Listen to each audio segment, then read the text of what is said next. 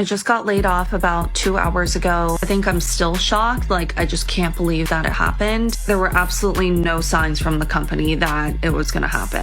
I'm seeing these kinds of videos all over the internet, guys. People getting laid off. You hear it in the news everywhere. People are getting massively laid off.